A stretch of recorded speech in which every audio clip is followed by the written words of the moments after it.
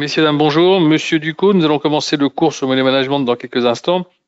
Tout d'abord, comme à mon habitude, j'aimerais savoir si vous m'entendez et si vous voyez bien mon écran avec la souris qui bouge sur cet écran.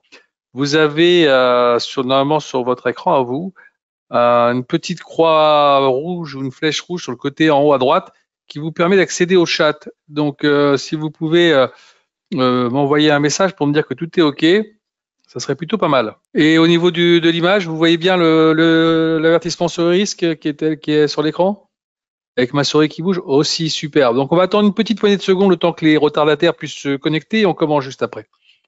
Je rappelle le thème du cours, le money management. À tout de suite. Merci à vous d'avoir répondu. Rebonjour à toutes et à toutes. Nous allons donc commencer le cours. Bienvenue à ceux qui viennent d'arriver.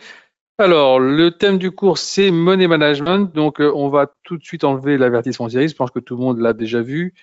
Donc voilà, on va aller là sur le l'US 100. C'est l'US Tech 100, c'est-à-dire le Nasdaq. Si ça vous fait rien, on va commencer à travailler là-dessus. C'est peut-être plutôt pas mal vu qu'on a quand même des marchés assez intéressants en ce moment sur les indices. Vous avez noté quand même que dès le début de l'année, on a commencé à baisser sur les marchés. Ceci étant, c'est un peu normal. On a vu encore une petite remontée de l'inflation en zone euro. On peut peut-être s'attendre au même son de cloche la semaine prochaine du côté des Américains. Donc, il faudra faire attention. Ça sera pour mercredi prochain, les chiffres de l'inflation. Attention à ça. En plus, on a eu quelques chiffres du chômage qui montraient qu'il y avait une augmentation des offres d'emploi et ça, c'est toujours signe d'inflation aux États-Unis et un peu partout d'ailleurs. Donc attention à ça, c'est demain les chiffres du chômage américain, donc restez vigilants sur vos positions. Donc on revient. Qu'est-ce que c'est que le money management? Je pense que peut-être certains d'entre vous ont déjà entendu parler du money management. Ok, c'est en fait une méthode qui permet aux traders de pouvoir essayer de faire attention à son capital, tout simplement. Donc certains analystes et économistes ont mis en place un système, ok, pour permettre aux traders de sauvegarder son capital au maximum par rapport à ses prises de position. Donc, on a un risque acceptable par rapport à ça. Comment ça se passe? Alors, évidemment, je vais vous donner un petit exemple. Vous avez une somme d'argent, vous rentrez au casino avec 10 000 euros en poche. Ok, vous vous dirigez sur la table de roulette, vous mettez tout sur le rouge. Si vous avez de la chance, ça sort, super, vous avez gagné. Mais si vous n'avez pas de chance, vous avez tout perdu. Et donc ça, c'est exactement le scénario qu'on veut éviter. On n'est pas au casino, on est là pour essayer de travailler dans des façons optimum en travaillant avec des graphiques, avec des positions encadrées, avec des stop-loss, avec un risque acceptable. Alors, quel est-il sur les risques acceptables? Eh bien, écoutez, c'est très simple. On a un pourcentage qui a été mis en place. Alors, peut-être que vous en avez déjà entendu parler. Si c'est le cas, allez-y, dites-moi un peu quel est pour vous le risque acceptable pour votre capital quand vous prenez des positions. Quel est le risque maximum que vous devez prendre? Alors c'est une fourchette, parce que ça va entre les plus timides aux personnes qui ont envie de prendre un petit peu plus de risques. Donc voilà, allez-y si vous avez une idée. Pas mal, Mathieu, pas mal. Mais ça c'est plutôt vers la fourchette basse, mais c'est pas mal. 1%, c'est que vraiment, vous voulez pas risquer grand-chose. 1%, c'est vraiment très bas quand même. Donc en fait, la fourchette, elle va de 2% à 7%. Maintenant, 7%, je trouve que c'est beaucoup quand on vient de commencer à trader. On n'est pas là pour prendre trop de risques. Et moi, je pense que 5%, déjà, vous êtes dans une fourchette assez intéressante. Je rappelle quand même qu'on est sur des marchés à risque, c'est vrai, mais on est là aussi pour gagner de l'argent. Donc il y a un petit peu des fois, en plus ça dépend des produits. Il faut bien regarder les produits sur lesquels on travaille. Donc selon les produits, peut-être que la fourchette pourrait être un petit peu affinée. Alors je m'explique. Imaginons que vous allez sur un produit comme le Nasdaq, d'accord? Vous allez regarder un petit peu ce produit, vous allez regarder un peu ce qu'il a fait aujourd'hui. Et si vous regardez un peu ce qu'il a fait aujourd'hui, on est à 16 442, plus bas. Et ici, sur les plus hauts, on est à 16 586. Il y a quand même à peu près 140 points d'écart. 140 points d'écart, c'est 1% d'écart, c'est quand même pas rien. Surtout quand on voit la veille et l'avant-veille qui s'est passé. Regardez ici, Hein, on était à 16 725 et le plus bas, 16 522. Donc 200 points d'écart. Et ici, c'est encore pire. 17 000, 16 600. On a quasiment 400 points d'écart. Donc vous voyez que c'est un marché qui est quand même relativement volatile actuellement. D'accord? Donc quand c'est sur des marchés volatiles, évidemment qu'il va falloir réfléchir peut-être un petit peu différemment. Alors là, on est parti du postulat que nous avions, on va dire, 10 000 euros sur un compte. Alors on va prendre une position par rapport à un compte de 10 000 euros. Évidemment, hein, c'est un exemple. Hein, si vous n'avez pas 10 000 euros sur votre compte, vous devez réfléchir toujours en fonction du pourcentage. Alors, ici, imaginons ici que vous avez ici la prise de position de 1 lot. On voit que 1 lot égale 100, ce qui veut dire que pour chaque point de variation, vous avez 100 $ de moins ou de plus. D'accord? Donc, à partir de là, si j'ai 10 000 euros dans mon compte et que je dis que j'ai pas plus que 5% de risque à prendre, je ne dois pas risquer plus de 500 euros sur ma prise de position. D'accord? Et regardez un petit peu, quand je vous parle de variation, j'étais en train de regarder le marché, il valait 16 500 ou un petit peu en dessous. Regardez, si j'ai déjà pris ma position, ne serait-ce qu'à la vente, hein, j'étais en train déjà de me faire un petit peu ramasser. Donc voilà, donc on va prendre la position, on va regarder ça tout de suite. Alors moi, je vais dire qu'on va jouer le rebond. On est là, on a ici, on a acheté. Je suis acheteur avec ici, vous voyez votre ordre mon ordre qui est arrivé ici, le numéro, le sens, achat de, j'ai marqué 0,5. D'ailleurs, c'est un petit peu une erreur, je voulais passer un lot, mais c'est pas grave. Attendez, j'efface et je vais remarquer avec un lot. Voilà, merci. Je voulais faire 0. Ici, paf. Voilà. OK, achat. Quoi? Ah ouais. Ouais. On va aller sur un autre produit. J'ai pas assez de fonds sur mon compte de démonstration, donc je vais aller sur un autre produit. Parce que ça coûte cher quand même, il faut voir ce que ça coûte très cher. On va aller sur le CAC. Voilà, c'est la même chose. Un lot égale 100. OK, je vais prendre un lot ici en démonstration à l'achat. Voilà. Donc là, je viens de passer à un ordre de 1 lot. OK, même chose. Hein, on voit quand même que c'était quand même assez volatile. Hein, même chose. Hein, sur le CAC, tout en proportion gardée. Hein, on voit bien les journées qu'on a eues ces 2 derniers jours. C'est exactement la même chose en termes de variation. J'ai passé un lot. J'ai 5% de risque à prendre. J'ai mis un lot à l'achat à 54. Donc, je commence à perdre de l'argent si ça descend. Donc ici, je dois mettre un stop loss à 7449. Je vais ici, là, hop. Voilà, on va le mettre comme ça. Voilà, j'ai mis à 49,5, c'est pas trop grave. C'est un petit peu moins de risque, c'est pas important. Voilà, on a ici notre ordre qui est mis en place avec un stop loss. D'accord? Donc maintenant, si le marché vient à redescendre, évidemment, je suis couvert. Mais il y a quand même un petit problème dans ma prise de position, sachant, comme on l'a dit tout à l'heure, qu'on est sur un marché assez volatile. Donc, quel est ce problème? Est-ce que vous avez la possibilité, vous, de me dire quel est le problème de cette prise de position? Regardez bien, on est dans un marché volatile. J'ai ouvert une position à 54, j'ai mis un stop loss à 49,5. D'accord? Voyant qu'on a fait quand même des variations quand même allant de 7419 à un plus haut à 54, on peut aisément se dire que j'ai toutes les chances, et vous regardez mon compte un petit peu comment il est en train de bouger, j'ai quand même toutes les chances de me faire stopper sur mon ordre très rapidement. Donc la seule chose à faire là-dessus, c'est d'abord de prendre une position avec un écart au niveau du stop loss plus long, tout en gardant les 5%. Donc, ce qui veut dire, je ferme cet ordre-là, ce qui veut dire que si je dois prendre un ordre d'achat ici,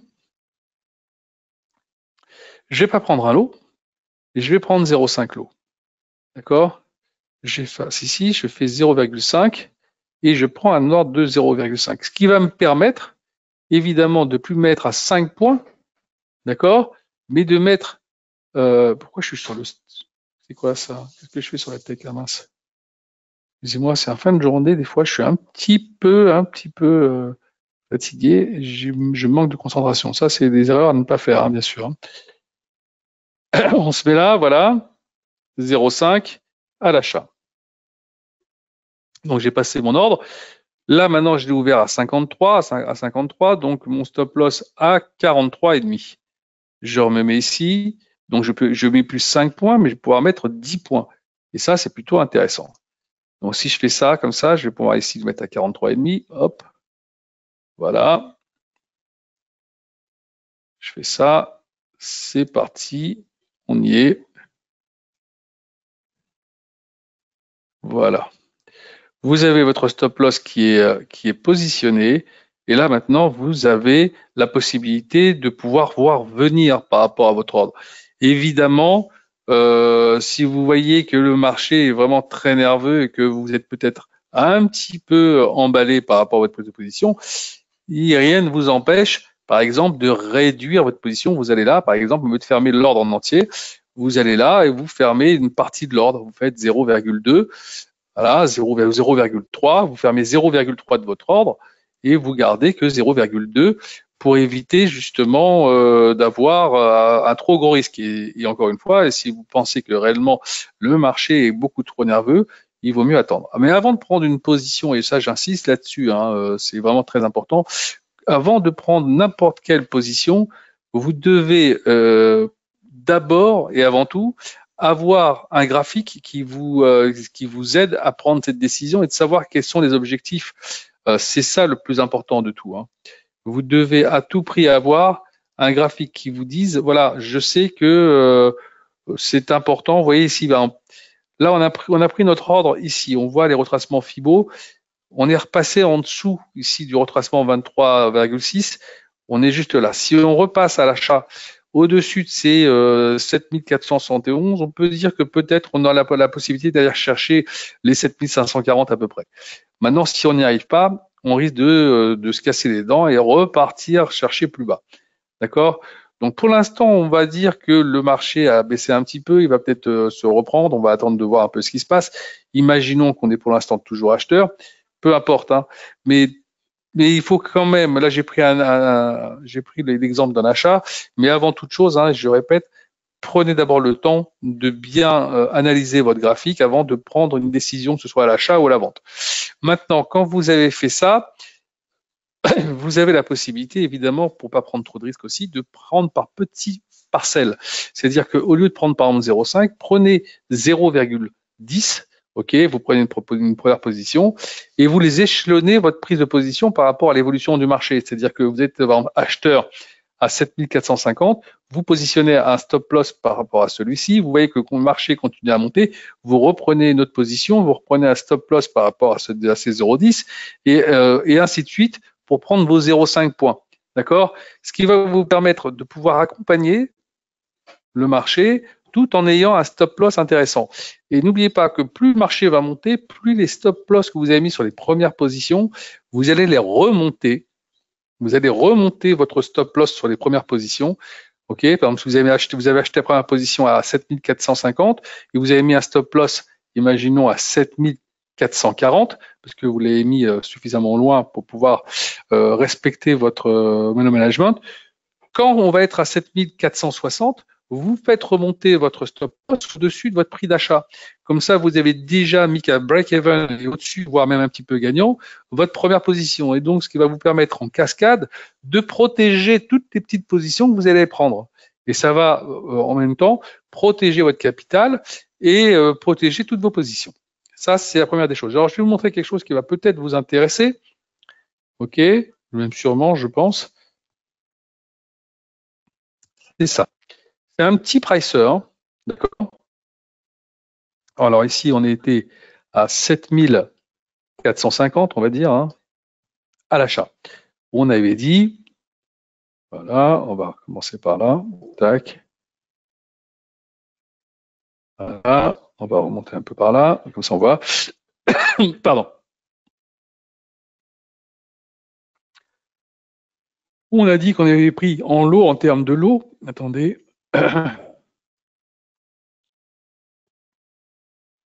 Voilà. nombre de lots, ici, on va mettre 0,5. OK. 0,5 et on a dit le prix de vente pour mettre le stop loss, évidemment, hein, puisqu'on était acheteur, on avait dit 7440. Et là, tout de suite, vous allez voir, hop, mes 500 euros de risque par rapport à mes 10 000 euros de capital et mes 5% de risque maximum, je les ai bien mis en place. D'accord? Ça va vous permettre de pouvoir pricer vos stop loss avant de les placer. Et ça, vous pouvez le faire sur le CAC.